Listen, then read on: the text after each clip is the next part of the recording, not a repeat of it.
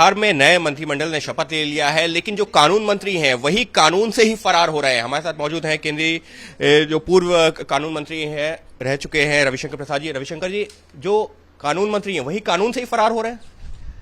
अब इससे अधिक और क्या कहा जाए, शर्मनाक बात। और सुशासन बाबू के राज में नीतीश बाबू, ये जो कार्तिकेय सिंह हैं, इनके ऊपर संगीन आरोप है, गंभीर आरोप है। 364 किडनैपिंग फॉर मर्डर, सजा मिनिमम 10 इयर्स या आजीवन कारावास। 365 ये देखिए, ये इनका बेल रिजेक्ट होता है 16/2/2017 को पटना हाईकोर्ट के द्वारा। वही थाना नंबर लिखा हुआ है, बेटा थाना 859, और कहा गया आप जल्दी सरेंडर करिए और रेगुलर बेल लीजिए, मतलब जेल जाइए। वो 5 साल तक सरेंडर नहीं करते हैं। फिर हाईकोर्ट में आते हैं किस बात के लिए, क्वाशिंग के लिए, 7/7/22, ये भी हाईकोर्ट रिजेक्ट कर देता है। अब उसके बाद कानून मंत्री कानून का मजाक उड़ा रहा है कि ये एडीजे 3 दानापुर उनके एंटीसिपेटिव को फिर इंटरटेन करता है और उनको कहता है 12 दिन तक के खिलाफ कार्रवाई नहीं की जाए। क्या मतलब है इसका? मतलब हाईकोर्ट के आदेश के बाद भी एक निचली अदालत उस आदेश को नहीं मानती है। आप उनका पावर ही नहीं है।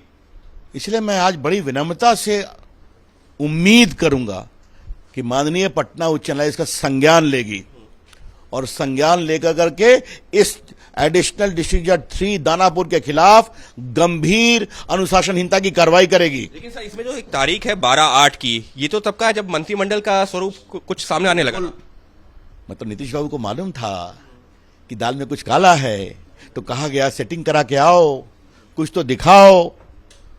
लेकिन सच्चाई कहां से छुपेगी, कब तक छुपेगी? लेकिन बड़ा सवाल यह है कि बिहार का नया कानून मंत्री 5 साल तक सरेंडर नहीं करता है। 16 अगस्त को सरेंडर करना था और एडीजे से एक कोल्यूसिव ऑर्डर लेकर के आता है। कानून की थोड़ी जानकारी के आधार पर इस जज को कोई पावर नहीं था। नीतीश कुमार से जब हम लोगों ने सवाल पूछा, वो कह रहे जानकारी नहीं है, पता करेंगे ऐसा कुछ।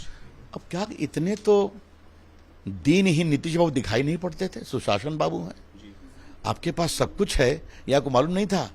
ये सरकार अब लालू जी और तेजस्वी जी चलाएंगे और नीतीश जी तमाशा देखेंगे और इसी पर देश के प्रधानमंत्री बनने का ख्वाब देखते हैं। बस एक आखिरी सवाल, सिर्फ कानून मंत्री नहीं, जो खाद्य मंत्री हैं उनके ऊपर भी इस तरह के सवाल उठ रहे हैं, जो शिक्षा मंत्री उनके ऊपर भी, तो कैबिनेट में कई मंत्री ऐसे ही हैं। बिल्कुल, आज मैंने सुरेंद्र यादव के बारे में बताया, अटेम्प्ट टू मर्डर के कई चार्ज चल रहे हैं उनके ऊपर।